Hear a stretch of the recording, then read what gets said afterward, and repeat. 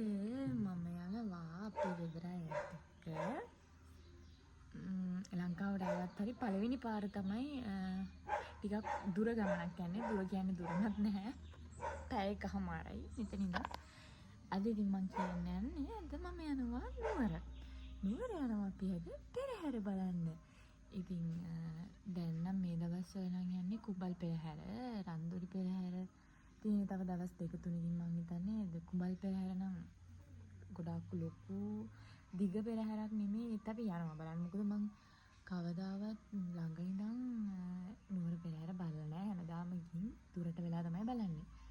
ඉතින් අද අපේ පුංචි තව අපේ නංගි කෙනෙක් ඉන්නවා. ඒ කට්ටිය කලින් ගියා අපිට ඉඩාල ගන්න කෝකටත් කියලා. මම නම් තාම එළියට වැස්සේ නැහැ. මොකද මට උදේ වන්දර නැගින්න කම්මැලි හින්දා. නාද වංගද කරන්න කියලා. එහෙනම් මාත් එක්ක ඉන්න. බයි බයි. අපි හම්බෙමු. හායි. ඔන්න අදත් වෙනද වගේම හොඳටම වැස්ස දවසක්. මේ වැස්ස ඉතින් මං ආව දවසේ ඉඳන් මේ විදිහම තමයි. ඒකට කමක් නැහැ. අපි යන් එළියට. අපි ගෙදරින් යන්නේ. දැන් වෙලාව 1යි. 1ට තමයි අපි ගෙදරින් යන්නේ. අම්මා ඉන්නවා. අපේ අත්තම්මත් ඉන්නවා. එහෙනම් අපි හෙට ගිහලා හම්බෙමු. ඉක්මනටම වාහනයක් ගන්න ඕනේ අදහසින් වුණ අසත් මම එළියට බැස්සා මෙන්න මේ විදියට බස් එකේ.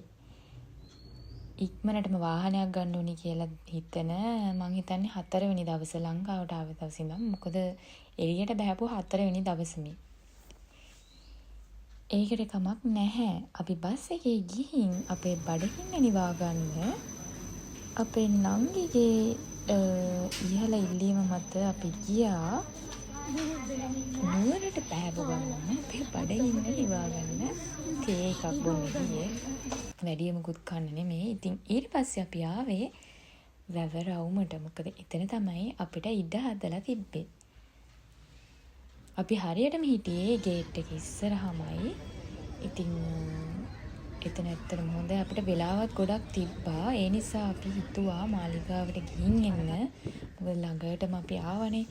ඉතින් සෙනගත් නැති හින්දා අපි ගියා මාලිගාව ඇතුළට.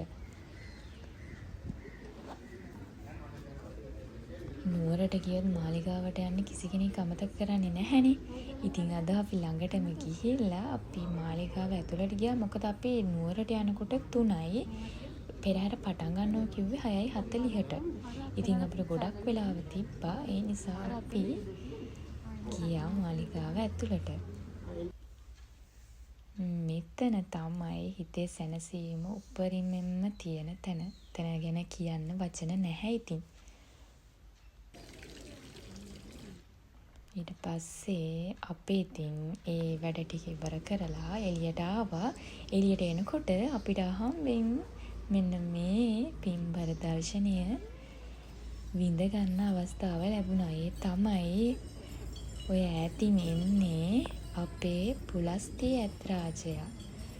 ඉතින් අද පෙරහැරේ කරඬුන් වහන්සේ වඩම්මගෙන යන්නේ අපේ මේ චූටි ඇත්රජා තමයි. ඉතින් අපිට ඒක ඇස් දෙකටම බලා ගන්න ලැබුණා.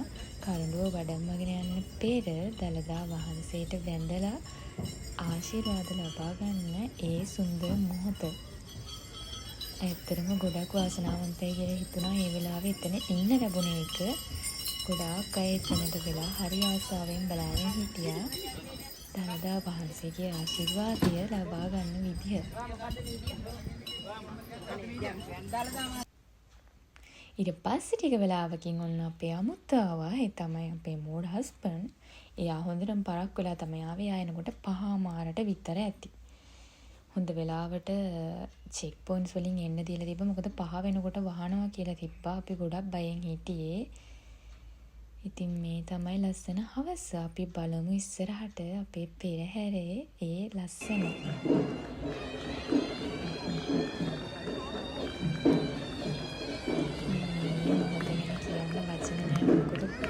ජීවිතේ පළවෙනි වතාවේ තමයි මෙච්චර ළඟට වෙලා මෙන්න මේ ලස්සන ඉඳගන්න.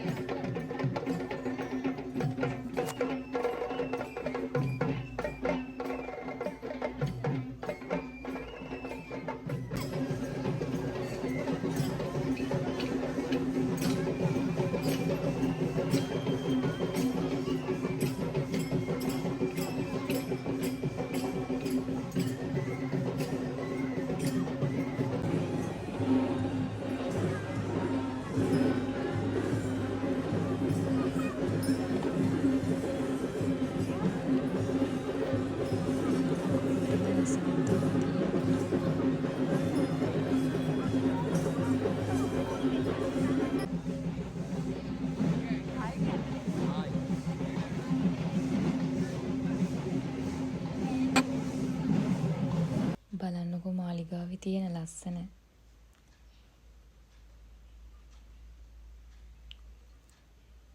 ඊළඟට මගේ ලොකුම ආසාව ඉෂ්ට කරගන්න තමයි ගියේ බින්චුන් බොන්න.